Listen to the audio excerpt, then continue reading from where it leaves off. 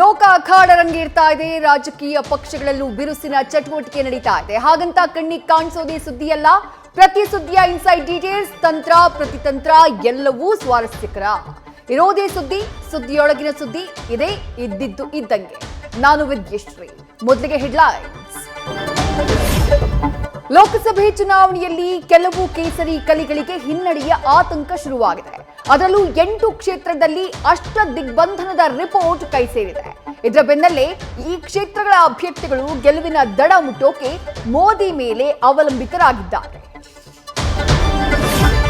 ಸಿಡಿದೇಳುವ ಹಾಗೂ ಇಲ್ಲ, ಸೈಲೆಂಟ್ ಆಗಿರೋ ಹಾಗೂ ಇಲ್ಲ ಎಂಬಂತಾಗಿದೆ ಬಿಜೆಪಿಯ ಅಸಮಾಧಾನಿತರ ಪರಿಸ್ಥಿತಿ.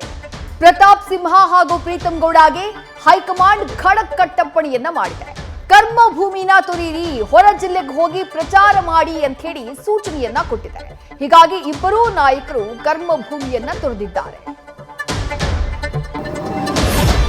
ರಾಜ್ಯದಲ್ಲಿ ಹೆಚ್ಚು ಸೀಟ್ಗಳನ್ನ ಗೆಲ್ಲೋಕೆ ತಂತ್ರವನ್ನ ರೂಪಿಸಿರುವಂತಹ ಕಾಂಗ್ರೆಸ್ ಪ್ರಚಾರಕ್ಕೆ ರಾಹುಲ್ ಪ್ರಿಯಾಂಕಾ ಗಾಂಧಿಯನ್ನ ಕರೆಸೋಕೆ ಪ್ಲಾನ್ ಮಾಡಿದೆ. ಭಾರತ್ ಜೋಡೋ ಯಾತ್ರೆ ಸಾಗಿದಂತಹ ಕ್ಷೇತ್ರಗಳಲ್ಲೇ ಮತ್ತೆ ಪ್ರಚಾರ ನಡೆಸೋಕೆ ತೀರ್ಮಾನವನ್ನ ಮಾಡಿದೆ. ರಾಹುಲ್ ಹಾಗೆ ಪ್ರಿಯಾಂಕಾ ಗಾಂಧಿಯವರನ್ನ ಕರೆಸಿ ಹಳೆ ಮೈಸೂರು, ಉತ್ತರ ಕರ್ನಾಟಕದ ಕೆಲ ಕ್ಷೇತ್ರಗಳಲ್ಲಿ ಪ್ರಚಾರವನ್ನ ನಡೆಸಿದ್ರೆ ಹೆಚ್ಚಿನ ಸ್ಥಾನ ಬರುತ್ತೆ ಅನ್ನುವುದು ರಾಜ್ಯ ನಾಯಕರ ಲೆಕ್ಕಾಚಾರ.